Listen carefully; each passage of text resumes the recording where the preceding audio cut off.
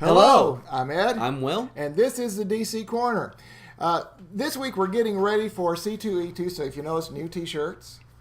We're having fun with this.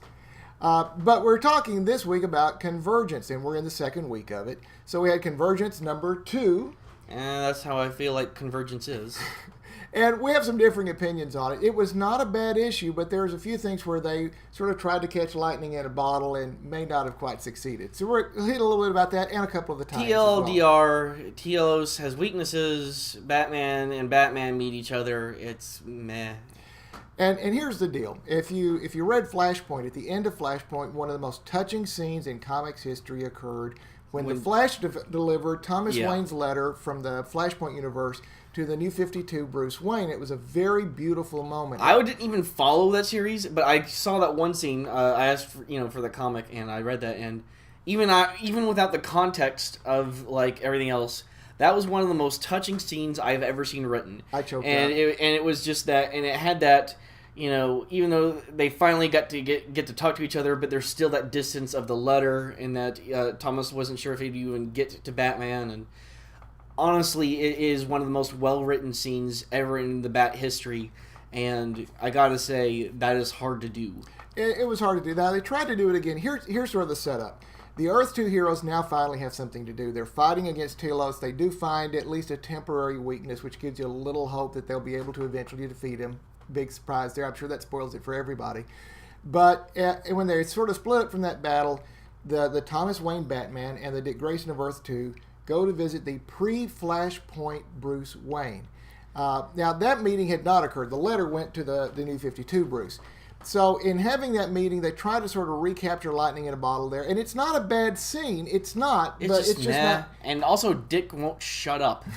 The thing is, I liked the scene. I just didn't like it as well as I liked the letter. Now, Dick is having his own interesting time here because he was married to Barbara Gordon on Earth 2. She died It would be in the battle. nice if they expanded upon it, but it's just like, oh, my dead wife is alive, and I want to think when my son died, and oh my gosh, everything's back in there, and then, like, no. Thomas and Wayne and Bruce Wayne meeting each other right now. Can we focus on one thing at a time here? It would have been great if they'd spent a little bit more time, and maybe in the next issue. I wish I'd been prepared. I wasn't prepared. If I had told myself what I knew now, what I do know now, I wouldn't have gone.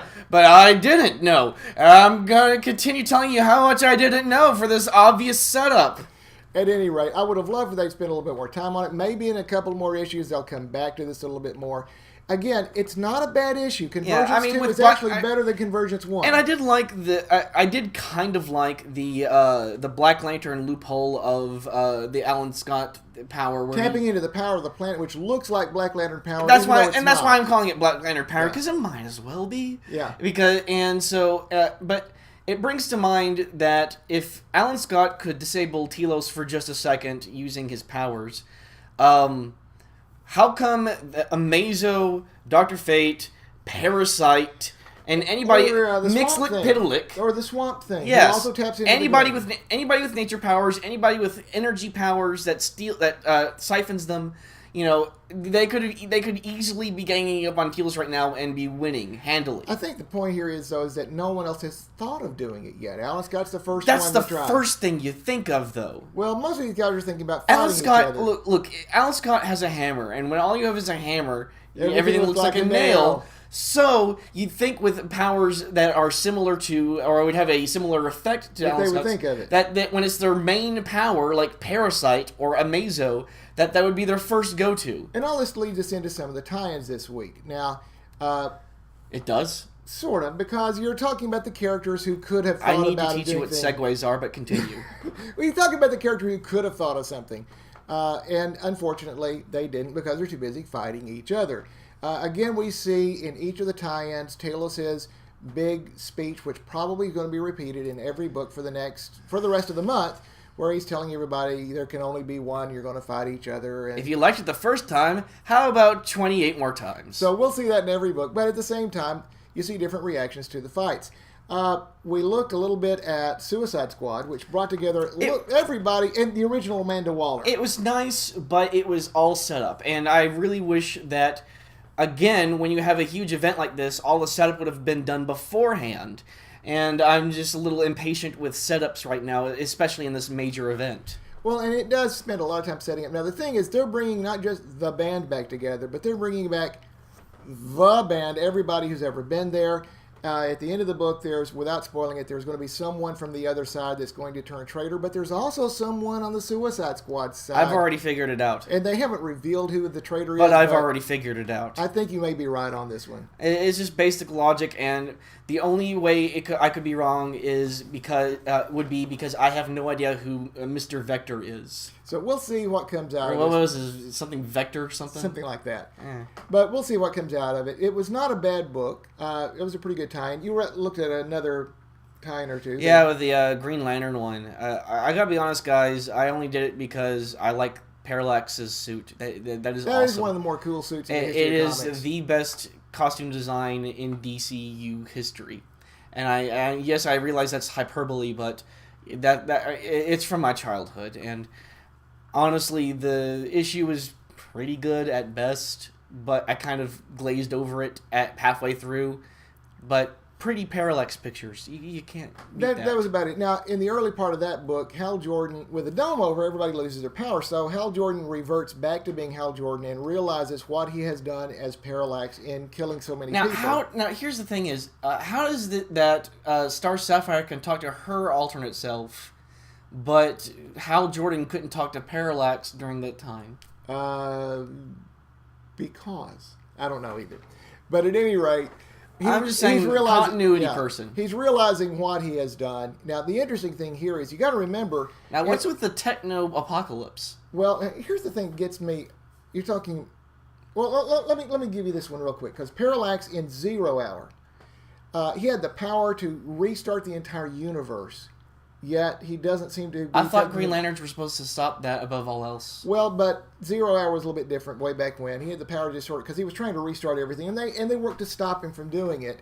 But they had at the end of that series to have, I think, Damage recreate the Big Bang to get things started again, and with the Pandorica.